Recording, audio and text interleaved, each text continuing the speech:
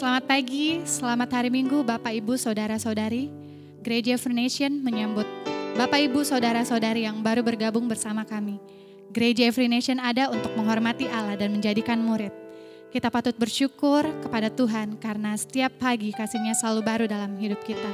Kita mengucap syukur akan kebaikan-Nya sebab perbuatannya luar biasa dalam hidup kita. Mari kita bersama-sama memuji dan menyembah Tuhan. Mari kita muliakan nama-Nya.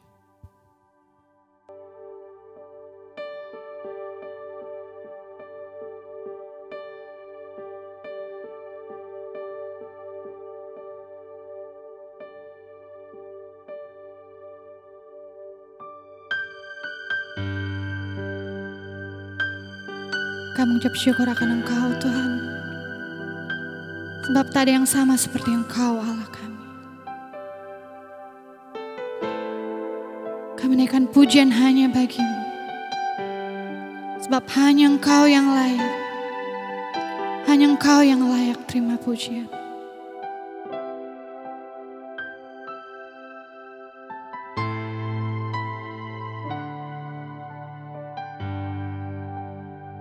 Sebab Kau besar, perbuatan-Mu ajaib, tiada seperti Engkau, tiada seperti Engkau. Sebab Kau besar, perbuatan-Mu ajaib, tiada seperti Engkau, tiada seperti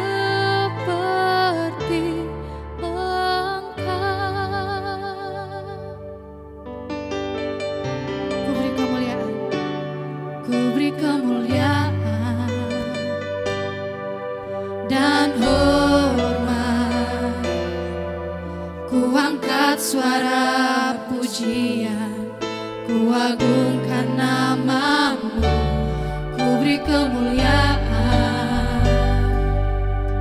dan hormat.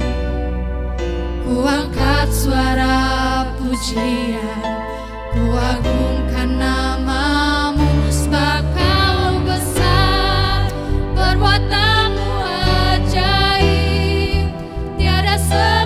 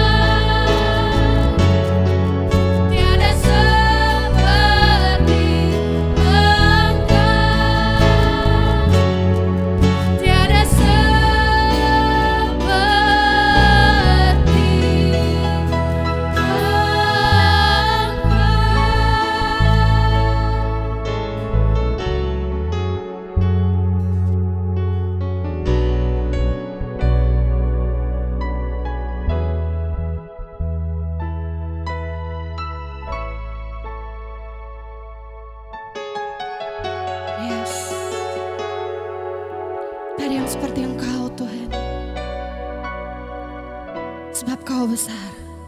Sebab kau besar, perbuatanmu ajaib, tiada seperti Engkau, tiada seperti Engkau. Sebab kau besar, perbuatanmu ajaib, tiada seperti Engkau, tiada seperti Engkau. Sebab kau besar, sebab kau besar, perbuatanmu ajaib, tiada seperti Engkau. Tiada yang sama seperti Engkau Tuhan, tiada yang seperti Engkau. Sebab kau besar, perbuatanmu ajaib, tiada seperti Engkau, tiada seperti Engkau. Sebab kau besar, sebab kau besar, perbuatanmu ajaib, tiada seperti Engkau, tiada seperti Engkau. Sebab kau besar, ajaib, tiada seperti Engkau. Yes, tiada seperti Engkau,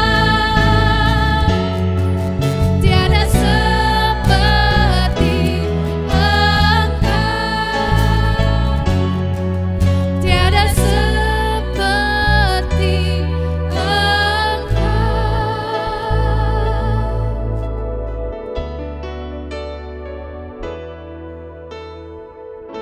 Tiada yang seperti Engkau Tuhan. Kami yakin akan Engkau. Kami menyembah-Mu Allah kami.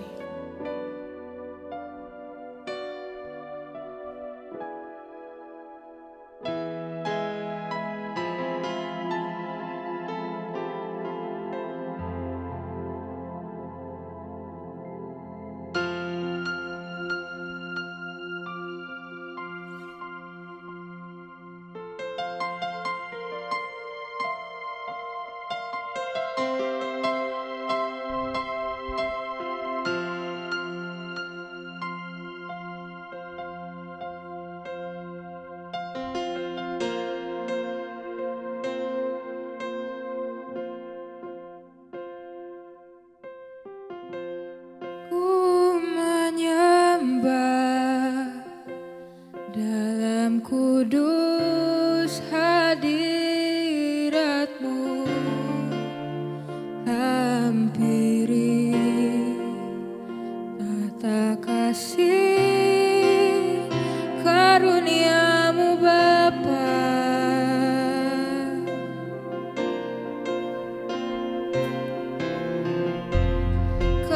Kekuatanku hanya dalam hadirat-Mu, Yesusku, hanya Kaulah segalanya. Mari kita nyanyikan, ku yakin. Ku yakin Kau hadir di sini. Ku rasakan kuasa yang tak terbatas. Ku yakin Kau nyata di sini.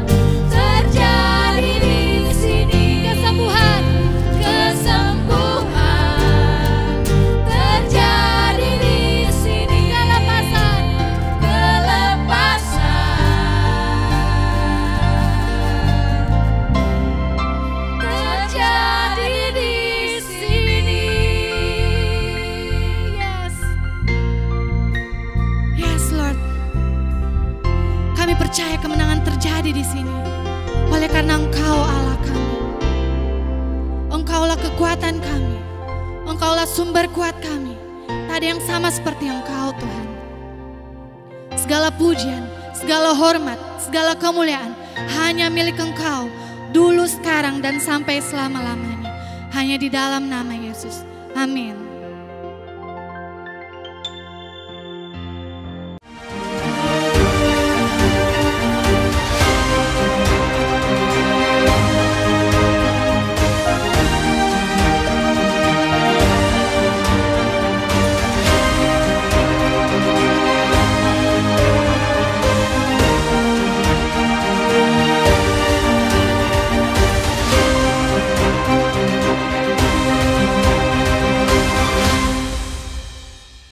Selamat pagi dan shalom Bapak Ibu Saudara. Saya percaya kita semuanya dalam keadaan yang baik. Apapun yang kita hadapi, kita tahu bahwa Tuhan kita mengasihi kita. Dia adalah Allah kita dan kita adalah umatnya, sehingga Dia akan menjaga dan memelihara kita. Dan hari ini kita sama-sama merayakan kasih Tuhan itu. Kita bersyukur, kita memuji dan menyembah Dia. Dan kita mau mengenal Dia lebih lagi. Dan kita akan sama-sama kembali mendengarkan firman Tuhan dari kitab Efesus, melanjutkan seri kita sebelumnya. Dan hari ini kita akan membaca dari kitab Efesus pasal 5 ayat 1 sampai 21. Bapak Ibu boleh melihat di dalam Alkitab Bapak Ibu Saudara, dan saya akan membaca dari sini. Bapak Ibu juga boleh melihat di layar handphone atau layar TV, komputer Bapak Ibu Saudara sekalian. Baik, Efesus pasal 5 ayat 1 sampai 21. Firman Tuhan mengatakan demikian. Sebab itu jadilah penurut-penurut Allah seperti anak-anak yang kekasih, dan hiduplah di dalam kasih sebagaimana Kristus Yesus juga telah mengasihi kamu dan telah menyerahkan dirinya untuk kita sebagai persembahan dan korban yang harum bagi Allah. Tetapi percabulan dan rupa-rupa kecemaran atau keserakahan disebut saja pun jangan di antara kamu, sebagaimana sepatutnya bagi orang-orang kudus. Demikian juga perkataan yang kotor, yang kosong, atau yang sembrono, karena hal-hal ini tidak pantas. Tetapi sebaliknya, ucapkanlah syukur. Karena ingatlah ini baik-baik, tidak ada orang sundal, orang cemar, atau orang serakah, artinya penyembah berhala, yang mendapat bagian di dalam kerajaan Kristus dan Allah.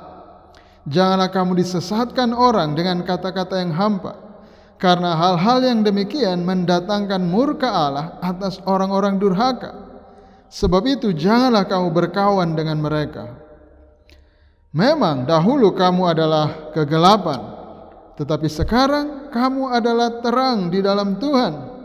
Sebab itu hiduplah sebagai anak-anak terang, karena terang hanya berbuahkan kebaikan dan keadilan dan kebenaran. Dan ujilah apa yang berkenan kepada Tuhan. Janganlah turut mengambil bagian dalam perbuatan-perbuatan kegelapan yang tidak berbuahkan apa-apa, tetapi sebaliknya telanjangilah perbuatan-perbuatan itu. Sebab menyebutkan saja pun apa yang dibuat oleh mereka di tempat-tempat yang tersembunyi telah memalukan. Tetapi segala sesuatu yang sudah ditelanjangi oleh terang itu menjadi nampak. Sebab semua yang nampak adalah terang. Itulah sebabnya dikatakan, bangunlah hai kamu yang tidur, dan bangkitlah dari antara orang mati, dan Kristus akan bercahaya atas kamu. Karena itu perhatikanlah dengan saksama bagaimana kamu hidup. Janganlah seperti orang bebal, tetapi seperti orang arif. Dan pergunakanlah waktu yang ada, karena hari-hari ini adalah jahat. Sebab itu janganlah kamu bodoh, tetapi usahakanlah supaya kamu mengerti kehendak Tuhan. Dan janganlah kamu mabuk oleh anggur, karena anggur menimbulkan hawa nafsu. Tapi hendaklah kamu penuh dengan roh. Dan berkata-katalah seorang kepada yang lain dalam mazmur, kidung puji-pujian dan nyanyian rohani. Bernyanyi dan bersoraklah bagi Tuhan dengan segenap hati. Ucaplah syukur senantiasa atas segala sesuatu dalam nama Tuhan kita Yesus Kristus kepada Allah dan Bapa kita. Dan rendahkanlah dirimu seorang kepada yang lain di dalam takut akan Kristus. Mari kita berdoa Bapak Ibu. Tuhan, kami bersyukur untuk kesempatan yang Kau berikan kepada kami untuk kami boleh datang mendekat kepadamu. Kami telah bernyanyi bagimu, memuji Engkau, memuliakan Engkau, bersyukur kepadamu. Dan kami mau mendengarkan firman Engkau, mengenal Engkau lebih lagi, mengetahui kehendak-Mu lebih lagi. Kami berdoa kiranya Roh Kudus yang mengajar kami semuanya. Roh Kuduslah yang berbicara, menyampaikan firman Engkau di dalam hati kami masing-masing, sehingga kami mengerti kehendak Engkau. Dan bukan hanya mengerti, tapi lebih lagi Roh Kudus memberikan kami pikiran yang baru, hati yang baru, karakter yang selalu diperbaharui menjadi semakin hari semakin serupa dengan Kristus. Roh Kudus, tolonglah kami di dalam nama Yesus Kristus. Amin. Saudara, gereja bukanlah sejumlah kegiatan yang kita lakukan di tempat-tempat tertentu pada waktu-waktu tertentu. Ya, misalnya kita kadang-kadang mengatakan kita pergi ke gereja pada hari Minggu, dan kadang-kadang itu membuat pikiran kita mengatakan bahwa gereja itu seperti sebuah tempat, ya, atau sebuah acara event tertentu, ya, di mana kita lakukan itu di waktu-waktu yang khusus, mungkin hari Minggu pagi atau hari Minggu sore atau hari Sabtu malam. Tetapi gereja sebenarnya adalah identitas kita, seperti yang sudah kita belajar beberapa minggu terakhir ini. Bagaimana gereja itu diilustrasikan. Kita bisa ingat bahwa gereja itu diilustrasikan sebagai tubuh Kristus. Kita adalah anggota tubuh Kristus, dan kan tidak mungkin anggota tubuh itu hanya ada pada tempat tertentu atau pada waktu tertentu atau dengan sebuah kegiatan tertentu, kan? Tidak mungkin tangan kita ini, misalnya katakanlah kalau kita ambil ilustrasi tubuh Kristus, tangan katakanlah kita adalah anggotanya, kita adalah jari misalnya. Tidak mungkin jari ini hanya menjadi anggota tubuh Kristus pada hari Minggu, ya, atau ketika melakukan sesuatu yang tertentu, jari ini adalah anggota tubuh Kristus. Kemudian kalau di hari-hari lain, di waktu yang lain, atau di peristiwa atau kegiatan lain, jari ini bukan anggota. Saya pikir tidak demikian, kan? Demikian juga dengan gambaran yang lain. Misalnya warga kerajaan Allah, gereja adalah warga kerajaan Allah. Tidak mungkin seorang warga kerajaan, misalnya kita warga negara Indonesia, hanya di waktu-waktu tertentu atau di tempat tertentu pada kegiatan tertentu. Tidak demikian, kan? Setiap hari, setiap saat kita adalah warga negara Indonesia. Nah, identitas kita adalah sebagai warga kerajaan Allah itu juga setiap hari, setiap saat kita adalah warga kerajaan Allah. Sebagai keluarga Allah, tidak satu orang pun yang hanya keluarga setahun sekali, atau hanya ketika berkumpul itu namanya keluarga. Kalau di waktu yang lain kita bukan lagi sebuah keluarga. Tidak demikian. Ini adalah hari-hari kita, ini adalah identitas kita. Kita adalah tempat kediamannya Allah. Allah senantiasa tinggal bersama-sama dengan kita. Dia bukan hanya bersama kita pada waktu tertentu, pada hari Minggu atau pada waktu kita berdoa, waktu kita menyembah atau menyanyikan lagu pujian bagi Dia. Tidak, Dia setiap saat, setiap waktu Dia tinggal bersama-sama dengan kita. Dan kita sudah disebut sebagai mempelai Kristus. Kita adalah anak-anak Allah.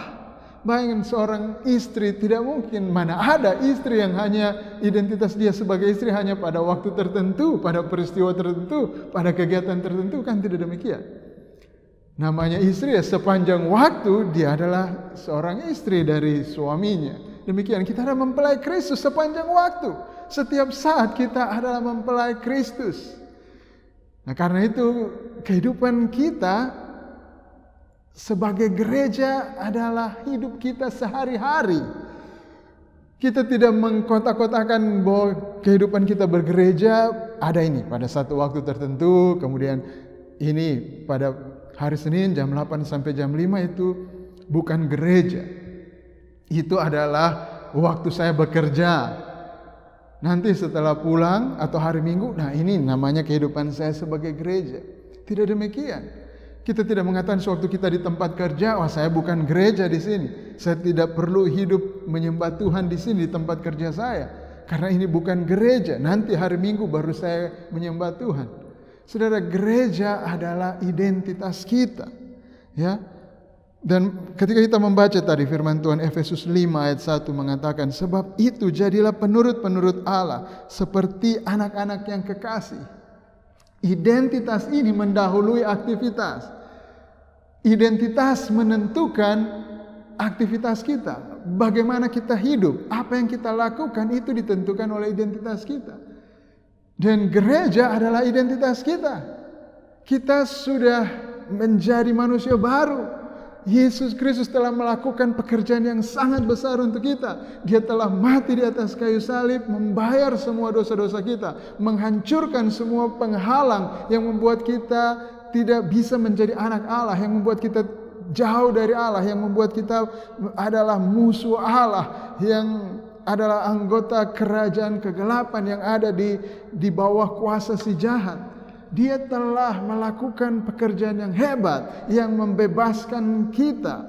Dan itu yang kita sudah belajar dalam beberapa minggu terakhir ini. Kita ingat Efesus pasal 2 mengatakan kita dulu kita sudah mati di dalam dosa dan pelanggaran kita. Kita adalah orang-orang warga kerajaan kegelapan, anggotanya iblis yang tunduk kepada si jahat, tunduk kepada jalan dunia ini. Tetapi Allah yang kaya dengan rahmat, Dia yang telah menghidupkan kita kembali itu melalui pekerjaan Kristus yang mati di atas kayu salib, membayar dosa-dosa kita, dan Dia menawarkan kehidupan itu kepada kita dengan cuma-cuma. Dan setiap orang yang percaya kepada Kristus menerima semua manfaat yang telah Kristus lakukan, dan kita menjadi manusia yang baru, kita menjadi ciptaan yang baru. Kita adalah tubuh Kristus, kita adalah keluarga Allah, kita adalah anggota kerajaan Allah, kita adalah tempat kediaman Allah, dan kita adalah mempelai Kristus. Dan karena kita sudah menjadi manusia baru, sekarang kita hidup dalam cara hidup yang baru. Itu yang kita sudah belajar dalam 2 minggu terakhir. Kita belajar bagaimana kita harus hidup di dalam kesatuan yang sesuai dengan identitas kita sebagai satu tubuh Kristus. Dan minggu lalu kita belajar bagaimana kita hidup dalam satu hidup yang baru. Kita menanggalkan kehidupan lama kita, dan ada beberapa contoh-contoh yang kita sudah lihat tentang kehidupan lama kita yang harus kita tanggalkan, dan ada beberapa contoh praktis tentang kehidupan baru yang harus kita kenakan, yang harus kita jalani, yang sesuai dengan identitas kita. Dan hari ini kita akan melanjutkan lagi untuk melihat hal-hal yang apa yang harus kita tanggalkan dan apa yang harus kita kenakan sebagai gereja, sebagai orang-orang yang mendapatkan identitas yang baru dari Tuhan, sebagai manusia baru, sebagai ciptaan baru dari Kristus, sebagai umat Allah. Nah, kita kembali lagi apa yang kita baca tadi. Identitas itu mendahului aktivitas. Kita tidak menjadi anak Allah karena kita meniru Allah, ya. Pasal 5 ayat 1 tadi, jadilah penurut-penurut Allah. Itu penurut-penurut maksudnya imitator, peniru Allah. Kita mengikuti karakter Allah, sifat-sifat Allah, sebagaimana Kristus waktu datang ke dunia ini, sebagaimana karakter Dia, kita hidup sama seperti Dia. Kenapa? Karena kita adalah anak-anak yang kekasih, bukan supaya kita menjadi anak-anak Allah. Kita tidak menjadi anak Allah karena kita hidup meniru Allah, karena kita sudah hidup seperti Allah makanya kita disebut sebagai anak Allah. Tidak. Tapi karena kita sudah dijadikan anak Allah, semua itu oleh anugerah Tuhan melalui kematian Kristus di atas kayu salib yang menghapus dosa-dosa kita, menyelesaikan semua kehidupan lama kita, dan kita diberikan satu identitas yang baru, yaitu sebagai anak Allah. Maka hiduplah sesuai dengan itu. Sebagai anak Allah, ya jelas kita yang patut untuk kita hidupi adalah seperti Bapa kita, yaitu Allah. Sebagaimana hidup, sebagaimana Kristus hidup, karakternya seperti apa, demikian juga kita, karena kita adalah anak-anaknya. Jadi identitas mendahului aktivitas kita, jangan dibalik, Bapak Saudara. Ingat siapa kita dan bertindaklah sesuai dengan itu. Ayat 2, dan hiduplah di dalam kasih sebagaimana Kristus Yesus juga telah mengasihi kamu dan telah menyerahkan dirinya untuk kita sebagai persembahan dan korban yang harum bagi Allah. Karakter Allah yang sangat menonjol, kalau kita mau meniru Allah, seperti apa Allah hidup, yang sangat menonjol adalah bahwa Allah itu kasih.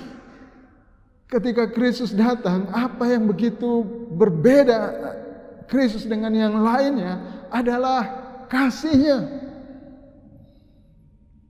Dan karena itu kalau kita sebagai anak Allah, kita mau hidup seperti Allah, menuruti Allah, meniru Allah, maka hiduplah di dalam kasih. Dan bagaimana kita hidup dalam kasih dikatakan sebagaimana Kristus Yesus juga telah mengasihi kita. Bagaimana Kristus mengasihi kita? Dia menyerahkan dirinya untuk kita. Saudara, itu adalah kasih. Kasih adalah kita menyerahkan hidup kita untuk orang lain. Kasih itu berkorban, tidak mementingkan diri sendiri. Dia melepaskan kepentingannya demi kepentingan orang lain. Sama seperti Kristus terhadap kita. Bagaimana Kristus mengasihi kita, Bapak Ibu Saudara? Dia tidak mementingkan dirinya sendiri. Kalau hanya untuk kesenangan dia tidak perlu susah-susah menjadi manusia. Lahir di sebuah kandang domba. Hidup dibesarkan dalam keluarga yang miskin, yang tidak punya pengaruh kuasa yang hebat. Dan kemudian dia harus dimusuhi oleh banyak orang. Dan di atas kayu salib, sebelum disalibkan bahkan dia sudah dihina, disiksa, dianiaya, dan sampai akhirnya mati terkutuk di atas kayu salib. Untuk apa dia susah-susah melakukan hal yang demikian? Tapi itulah yang namanya kasih. Kasih adalah Kristus menyerahkan dirinya bagi kita. Dan sebagai anak-anak Allah, anak-anak yang dikasihi, kita adalah anak yang dikasihi, yang Kristus membayar harga yang mahal untuk kita, karena dia menilai kita begitu berharga. Dan sebagai anak-anak yang kekasih, mari kita juga mengikuti atau meniru Bapa kita yang penuh dengan kasih itu. Mari kita hidup di dalam kasih. Ayat 3 adalah memperlihatkan apa yang harus kita tanggalkan yang berlawanan dengan kasih. Yang pertama kita lihat, kita menanggalkan kecemaran dan keserakahan. Dan kemudian kita mengenakan kasih. Ya, ayat 3, tetapi percabulan dan rupa-rupa kecemaran. Ya, tetapi percabulan dan rupa-rupa kecemaran. Artinya kata tetapi berarti ini sesuatu yang berlawanan arah. Bahwa kecemaran dan keserakahan itu berlawanan dengan kasih. Dia jangan berpikir bahwa kecemaran atau ya ini maksudnya kecemaran adalah dalam hal dosa-dosa seksual, percabulan, persinahan, ya hawa nafsu seksual. Seringkali kita berpikir bahwa wah ini adalah kasih. Ketika seorang laki-laki dan seorang perempuan mereka punya keinginan seksual, mereka belum menikah dan mereka punya hasrat seksual itu, kadang-kadang ada pikiran bahwa ini adalah cinta. Saya mengasihi dia dan makanya saya menginginkan hubungan seksual ini. Saudara, kecemaran seksual, dosa seksual, hubungan seks di luar nikah itu bertentangan dengan kasih. Keserakahan itu adalah hawa nafsu, bukan hanya masalah hubungan seksual. Keserakahan adalah hawa nafsu. Apapun itu, bisa hawa nafsu seksual, bisa juga hawa nafsu belanja, hawa nafsu jabatan, tahta, hawa nafsu barang-barang duniawi. Itu bertentangan dengan kasih. Kenapa? Karena hal-hal tersebut itu hanya untuk memuaskan diri kita tanpa kita memperhitungkan kepentingan orang lain. Ketika seorang laki-laki menginginkan hubungan seks dengan seorang yang bukan istrinya, apa yang dia inginkan adalah untuk memuaskan dirinya. Itu bukanlah karena dia mengasihi perempuan itu, bukan sama sekali. Jangan tertipu. Itu sebabnya dikatakan bahwa disebut saja pun jangan di antara kamu. Karena ini adalah hawa nafsu yang tidak pernah puas. Dan kalau kita bilang, ya sedikit saja mungkin. Tidak sampai berhubungan seks. Ya mungkin hanya elus-elus saja. Hanya mencium saja. Tapi saudara, hawa nafsu ini tidak akan pernah puas. Orang mulai dengan melihat pornografi misalnya. Setelah dia melihat, dia tidak akan puas, dia tidak akan berhenti di situ. Dia ingin yang lebih lagi. Dan setelah melakukan sesuatu yang lebih dari sekedar pornografi, dia akan melakukan yang lebih lagi. Karena itu adalah hawa nafsu. Itu sebabnya Rasul Paulus mengatakan, disebut saja pun jangan di antara kamu sebagaimana sepatutnya bagi orang-orang kudus. Ini bukan hanya masalah disebut, hanya masalah menyebut berkata-kata secara literal seperti, tapi prinsipnya adalah bahwa mulai dari yang kecil kita sudah harus antisipasi, kita sudah harus potong itu, kita sudah harus tanggalkan itu sekecil apapun, sesedikit apapun itu sudah harus ditanggalkan. Sampai Rasul Paulus mengatakan disebut saja pun jangan. Demikian juga perkataan yang kotor, yang kosong atau yang sembrono, karena hal itu tidak pantas, tidak sesuai dengan identitas kita sebagai manusia yang baru, sebagai mempelai Kristus. Tapi sebaliknya ucapkanlah syukur. Ayat 5, karena ingatlah ini baik-baik. Rasul Paulus menegaskan, ingat ini baik-baik.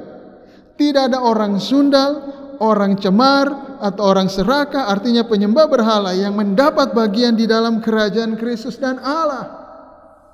Janganlah kamu disesatkan orang dengan kata-kata yang hampa, karena hal-hal yang demikian mendatangkan murka Allah atas orang-orang durhaka. Jadi jangan disesatkan, jangan mau ditipu, baik dengan hawa nafsu kita sendiri, bisikan dari si jahat yang mengatakan, tidak apa-apa, itu namanya kasih. Kalau kamu menginginkan hal sesuai, itu namanya kasih. Kalau kamu menginginkan hal-hal materi, ingin uang yang lebih banyak, wah tidak apa-apa, itu adalah ambisi. Memang kita harus punya ambisi, kita harus punya cita-cita yang besar, kita harus berpikiran besar. Kalau tidak, apa yang kita bisa capai di dunia ini? Jangan pernah ditipu. Bapak Ibu Saudara, jangan ditipu. Ingat baik-baik, Rasul Paulus mengatakan bahwa tidak ada orang cemar, orang serakah. Tidak ada orang serakah yang mendapat bagian di dalam kerajaan Kristus dan Allah. Ini bertentangan, ini bukan identitas kerajaan Allah. Jangan sesat bahwa semua itu mendatangkan murka Allah. Semua kecemaran, keserakahan, percabulan, hawa nafsu itu mendatangkan murka Allah. Kita ditebus dari itu. Kristus membayar harga yang mahal. Dia mati di atas kayu salib. Darahnya yang sangat mahal. Darah yang tidak bernoda. Nyawa yang tidak bercela itu diserahkan untuk kita karena dosa-dosa kita ini.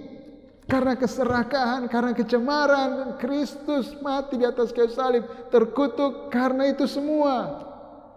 Jangan sesat. Jangan mau ditipu. Itu bukan identitas kita. Ayat 7, sebab itu janganlah kamu berkawan dengan mereka. Berkawan di sini berarti berpartner atau melakukan bersama-sama.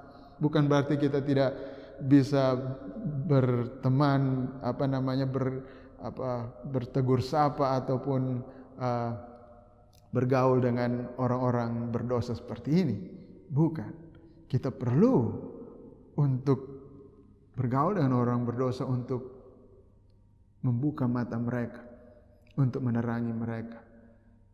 Tapi apa yang dimaksud dengan jangan berkawan adalah jangan mengambil bagian bersama-sama melakukan hal tersebut. Kita menjangkau orang tidak dengan harus hidup seperti mereka. Kalau mereka bercerita yang kotor, kita juga harus ikut bercerita yang kotor. Kalau mereka menonton pornografi, kita juga harus ikut menonton pornografi. Tidak demikian. Bukan dengan cara itu kita menjadi terang bagi mereka. Tapi kita lihat sebaliknya, bahwa kecemaran seksual dan keserakahan itu bertentangan dengan identitas kita. Ayat 8, memang dahulu kamu ada kegelapan. Sekali lagi Rasul Paulus mengingatkan kembali, kenapa kita tidak melakukan itu? Kenapa kita harus tanggalkan kecemaran dan keserakahan? Karena itu bertentangan dengan identitas kita. Dulu memang kita ada kegelapan, dulu kita di situ memang, tapi sekarang kamu adalah terang di dalam Tuhan. Sudah berubah identitas kita. Sebab itu hiduplah sebagai anak-anak terang.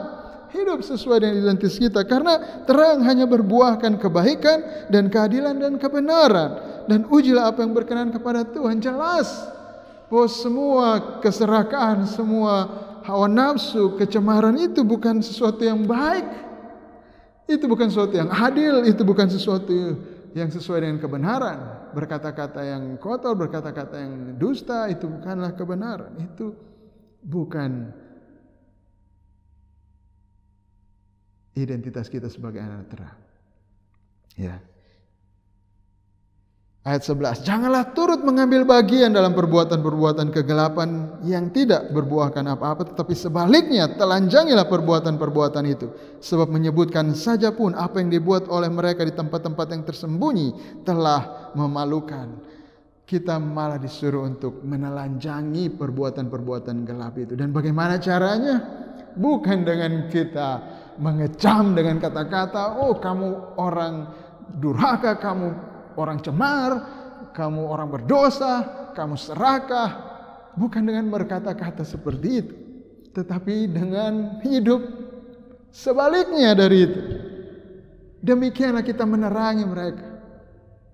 Ketika kita tidak mengambil bagian di situ, ketika kita tidak ikut di dalam kecemaran seksual, ketika kita tidak ikut dengan jalan dunia ini yang begitu serakah, yang berusaha mengumpulkan untuk dirinya sendiri, untuk mendapatkan bagi dirinya sendiri.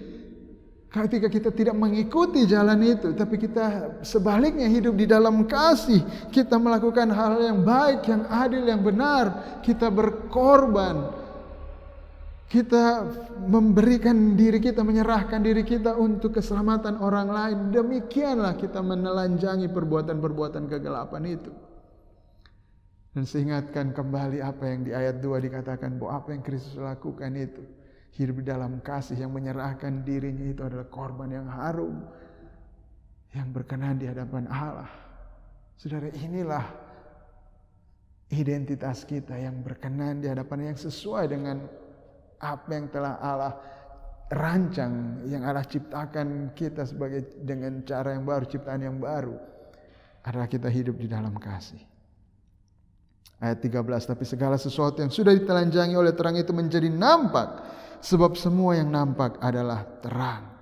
Itulah sebabnya dikatakan, bangunlah hai kamu yang tidur, dan bangkitlah dari antara orang mati, dan Kristus akan bercahaya atas kamu. Sewaktu kita hidup berbeda dari dunia ini, berbeda dari orang-orang yang tidak mengenal Allah, sewaktu kita hidup suci, kita hidup dengan kasih yang tulus ikhlas, yang tidak memuaskan hawa nafsu kita, tapi justru mengorbankan diri kita, mengorbankan kesenangan kita untuk kebaikan orang lain. Disitulah kita bisa mengatakan kepada orang-orang yang hidup dalam kegelapan, hei, Bangunlah hai kamu yang tidur dan bangkitlah dari antara orang mati. Karena mereka akan sadar ketika mereka melihat bahwa ada terang, ada yang berbeda dari apa yang mereka lakukan. Mereka akan diinsafkan, Roh Kudus akan datang untuk menginsafkan mereka. Dan saat itu kita bisa katakan kepada mereka, bangunlah hai kamu yang tidur, bangkitlah dari antara orang mati, dan Kristus akan bercahaya atas kamu.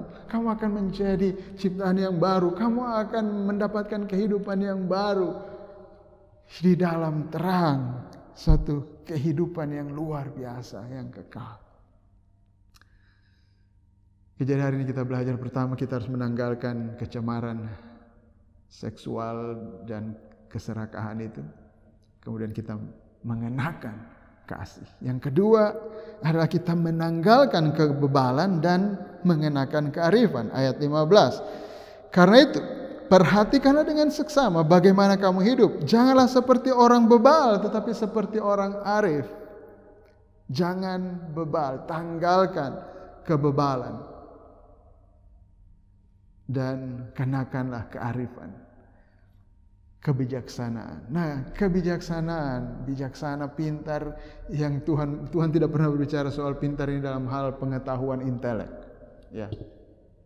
Kalau kita membaca Alkitab dan kita melihat misalnya kitab Amsal, yang disebut orang berhikmat itu bukan orang yang punya pengetahuan intelektual yang banyak, jago matematika atau punya pengetahuan umum yang besar. Tapi apa yang dimaksud dengan berhikmat atau bijaksana adalah sikap hati yang sensitif terhadap kehendak Tuhan.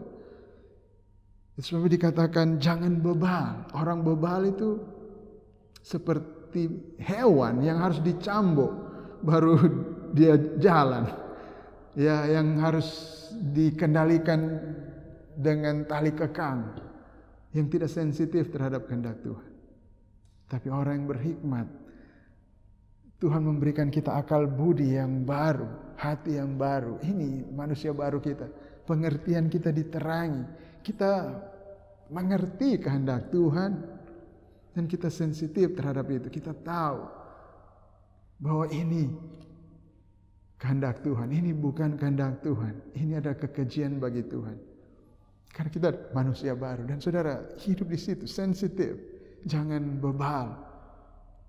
Jangan harus mendapatkan cambuk baru kita bisa mengerti, oh ini kehendak Tuhan.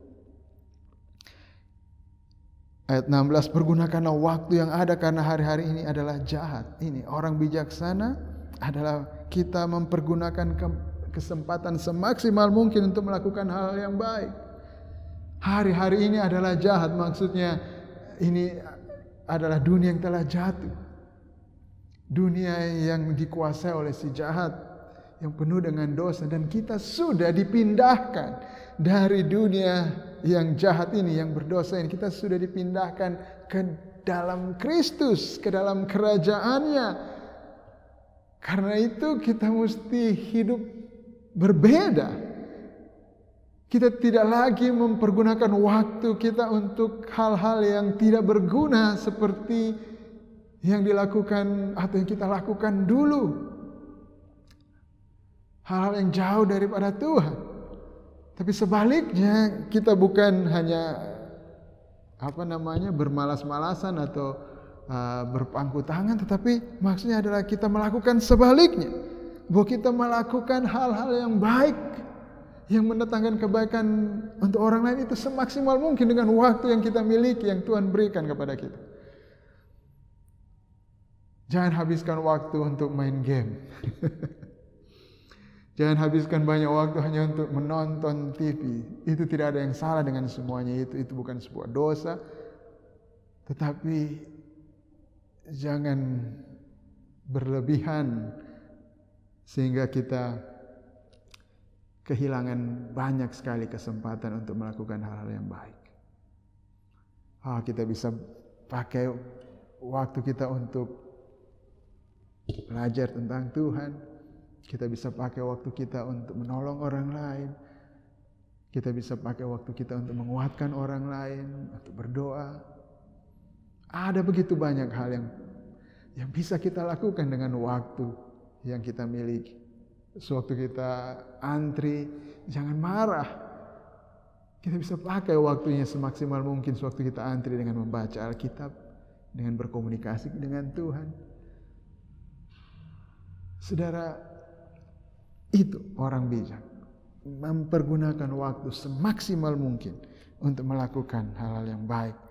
Ayat 17, sebab itu janganlah kamu bodoh, tapi usahakanlah supaya kamu mengerti kehendak Tuhan. Orang yang bijak mengerti kehendak Tuhan. Kehendak Tuhan yang dimaksud di sini bukan ya, kalau kita baca konteks dari kitab Efesus, Rasul Paulus ketika berbicara tentang kehendak Tuhan tidak pernah berbicara soal kehendak Tuhan kepada seorang pribadi, kehendak Tuhan yang spesifik, katakanlah misalnya dengan siapa dia mau menikah, tanggal berapa dia menikah, atau pekerjaan apa yang harus dia kerjakan, atau tinggal di kota mana. Bukan itu yang dimaksud dengan mengerti kehendak Tuhan.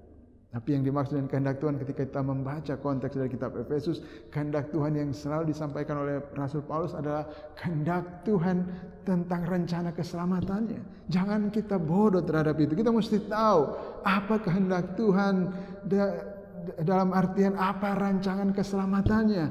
Apa yang telah dia lakukan, yang sudah dia sediakan untuk keselamatan umat manusia. Kita mesti tahu itu. Dan kita mesti paham kehendak rancangan Tuhan untuk keselamatan orang-orang berdosa, dan kita tahu itu dan kita hidup di situ. Kita ikut di situ. Kita berpartisipasi di dalam rancangan Tuhan, di dalam kehendak Tuhan ini. Itulah orang bijak. Jadi tanggalkan kebebalan, kebodohan, hati yang keras, hati yang degil, yang tidak sensitif dengan Tuhan, dan kemudian kita kenakan kebijaksanaan.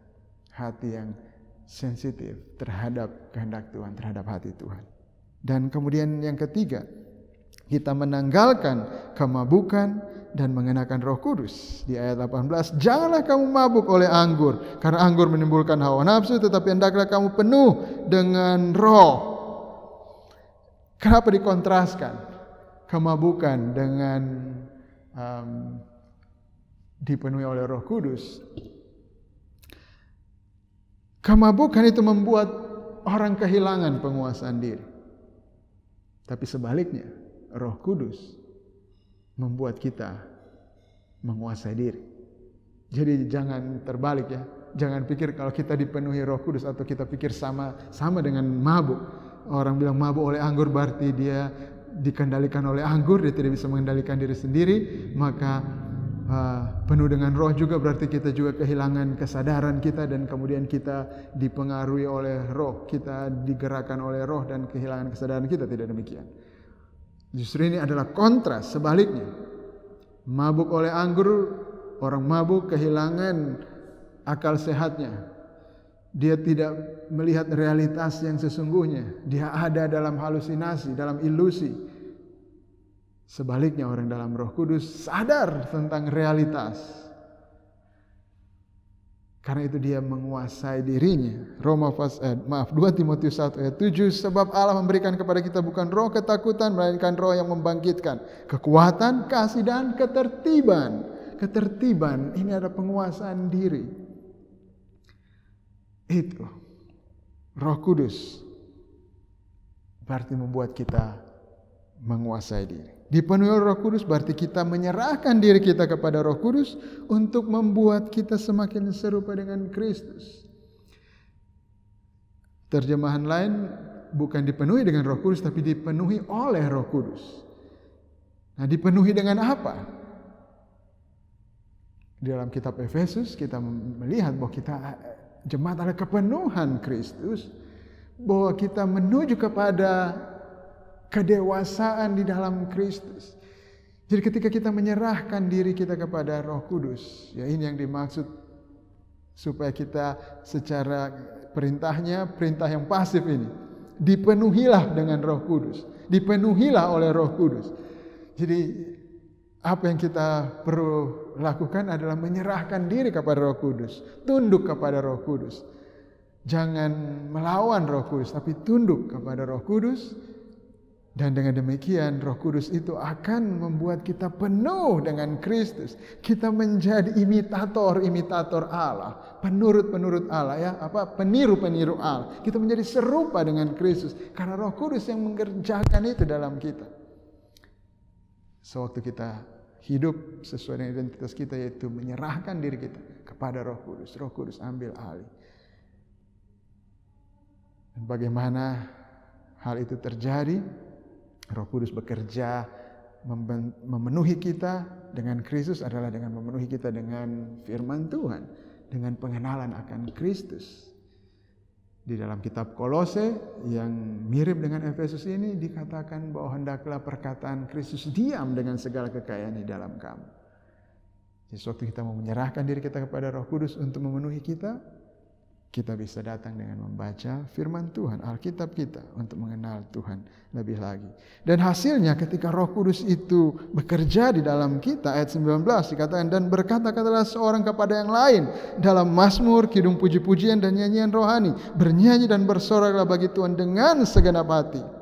Itu hasilnya. Ucaplah syukur senantiasa atas segala sesuatu dalam nama Tuhan kita Yesus Kristus kepada Allah dan Bapa kita, dan rendahkanlah dirimu seorang kepada yang lain di dalam takut akan Kristus. Mulai ayat 19, kata dalam bahasa Indonesia kita ini seperti kata perintah, berkata-katalah itu seperti kata perintah, ataupun bernyanyi seperti kata perintah, ucap syukurlah, ya, rendahkanlah dirimu, ini kelihatannya kata perintah, tapi dalam bahasa aslinya sebenarnya ini adalah partisip. Artinya bahwa ini adalah hasil dari perintah tadi. Perintahnya adalah supaya kita dipenuhi dengan Roh Kudus. Dan sewaktu kita dipenuhi dengan Roh Kudus, maka inilah yang akan terjadi dalam hidup kita. Ini akan kita lakukan, yaitu kita akan berkata-kata seorang dengan yang lain dalam mazmur, nyanyian rohani. Apa maksudnya? Itu adalah berarti kita menyatakan kemuliaan Tuhan kepada satu sama lain. Inilah yang kita lakukan di dalam ibadah kita biasanya. Suatu kita ketemu dalam kelompok kecil maupun dalam ibadah seperti hari Minggu, di situ kita saling menyampaikan tentang Tuhan satu sama lain. Kita menyatakan kemuliaan Tuhan satu sama lain. Kita bercerita satu sama lain tentang kehebatan Tuhan. Dan kemudian kita juga bukan hanya satu sama lain, tapi juga kita mengarahkan kata-kata kita kepada Tuhan. Kita memuji Tuhan. Di dalam ibadah kita, dalam life group atau kelompok kecil, pertemuan-pertemuan kita, dan kita bersyukur kepada Tuhan di situ. Ini adalah hasil ketika kita penuh dengan Roh Kudus, dan hati kita adalah hati yang tunduk, hati yang dibilang rendahkanlah, tundukkanlah sebenarnya, submit. Kita menjadi orang yang rendah hati ketika kita dipenuhi dengan Roh Kudus. Kita tidak akan merasa orang paling pintar, tapi kita mau menerima pengajaran, kita mau menerima masukan satu sama lain. Ketika orang lain menyatakan kehendak Tuhan kepada kita, kita menerima itu. Kita punya hati yang tunduk, kita punya hati yang mau melakukan kehendak Tuhan. Itu adalah hasil dari pekerjaan Roh Kudus di dalam kita.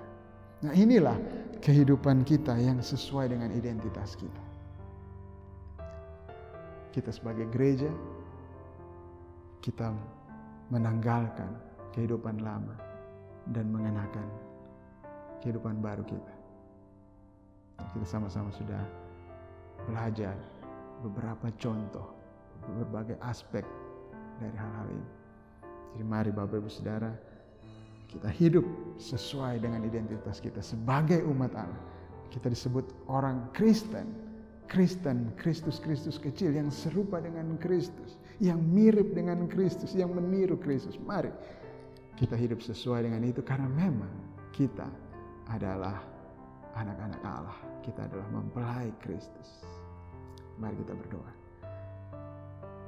Bapa, terima kasih untuk pekerjaan besar yang sudah Engkau lakukan bagi kami semuanya.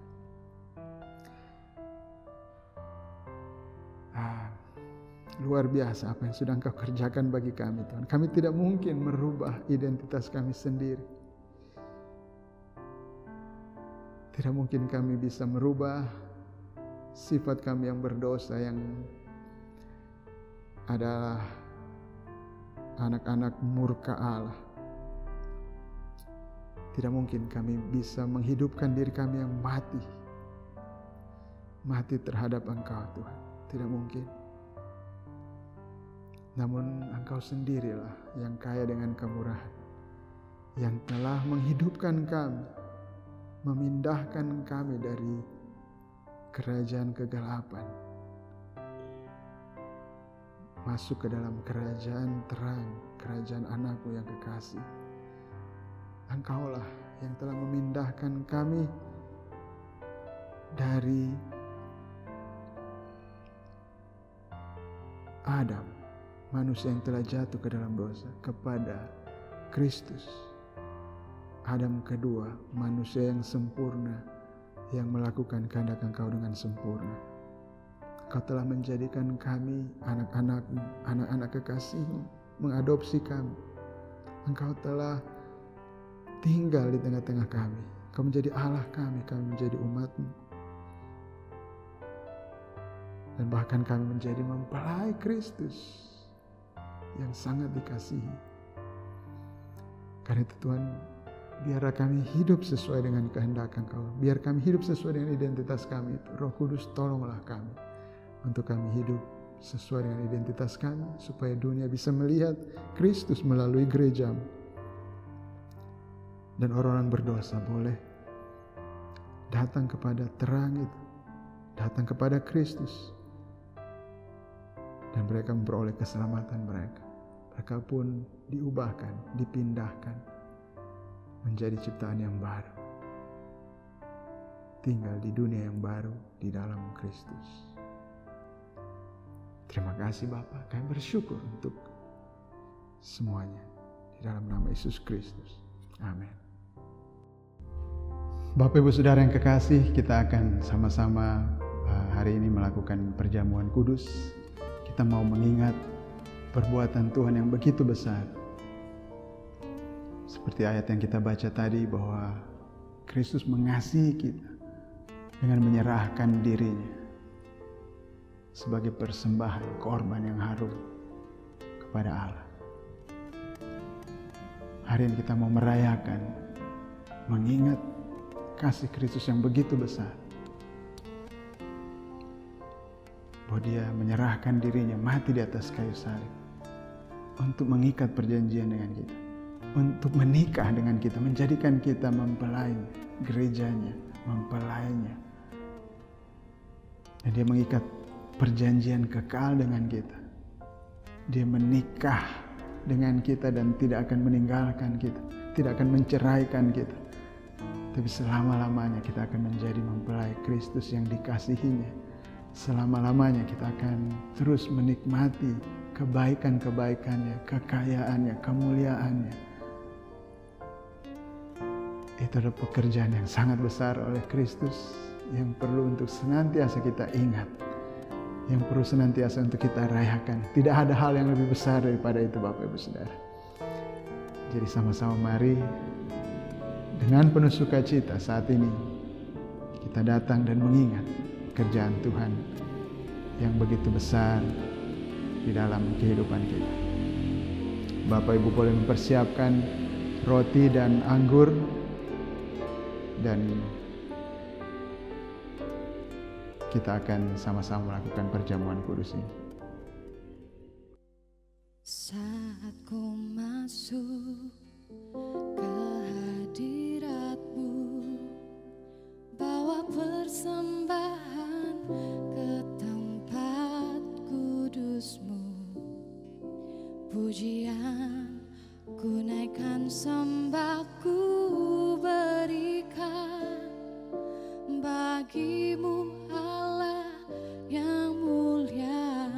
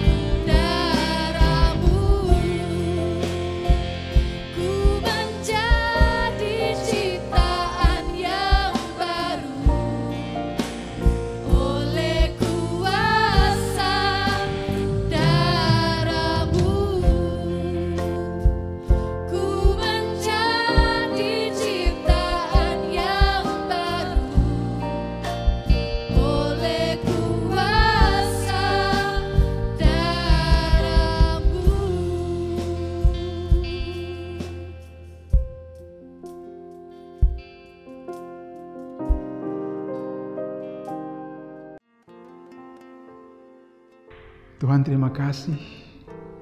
Terima kasih untuk pengorbanan-Mu yang begitu besar, Tuhan. Dan sebelum Engkau menyerahkan diri-Mu untuk mati di atas kayu salib, menanggung dosa-dosa kami, menanggung murka Allah yang harusnya jatuh atas kami, ketika Engkau menggantikan kami di atas kayu salib sebagai orang yang terkutuk karena dosa-dosa kami. Terima kasih, sebelum Engkau melakukan itu, Engkau melakukan perjamuan dengan murid-murid-Mu. Engkau mengambil roti, mengucap syukur atasnya, memecah-mecahkannya, dan Kau berkata, inilah tubuhku yang diserahkan bagi kamu. Perbuatan ini menjadi peringatan akan aku. Tuhan, kami bersyukur Engkau menyerahkan diri-Mu bagi kami. Tubuh-Mu hancur di atas kayu salib. Engkau mati di sana untuk kami, Tuhan, supaya kami tidak mengalami hukuman kekal di dalam neraka, tapi sebaliknya kami boleh memiliki hidup yang kekal selama-lamanya bersama dengan Engkau di surga. Terima kasih Tuhan telah membayar harga yang mahal untuk keselamatan kami. Dan kami akui Tuhan, bukan karena kebaikan kami, bukan karena kami hidup sesuai dengan kehendak-Mu, sesuai dengan hukum-hukum-Mu, sesuai dengan karakter-Mu, sehingga kami boleh menjadi umat-Mu, kami boleh menjadi gereja-Mu. Bukan sama sekali. Namun kami boleh menjadi anak-anak-Mu, menjadi umat-Mu, gereja-Mu, tubuh-Mu, karena Engkau menyerahkan diri-Mu bagi kami, Tuhan. Hanya itu satu-satunya yang menjadikan kami manusia baru di dalam Kristus. Kami akui tubuh Engkau, Tuhan. Mari Bapak Ibu kita makan bersama.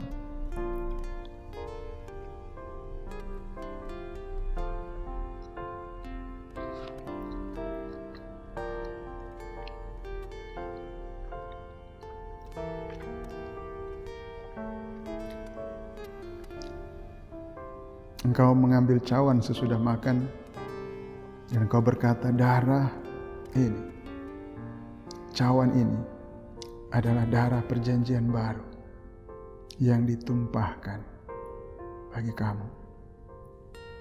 Tuhan, terima kasih Engkau mencurahkan darah-Mu bagi kami untuk mengikat perjanjian baru dengan kami, untuk membeli perjanjian baru itu bagi kami. Perjanjian yang kekal Engkau adakan dengan kami. Engkau ikat diri-Mu dengan kami di dalam satu perjanjian kekal yang tidak akan pernah diingkari, yang tidak akan pernah batal. Engkau akan menjadi Allah kami, kami menjadi umat-Mu. Engkau adalah suami kami dan kami adalah mempelai wanita-Mu.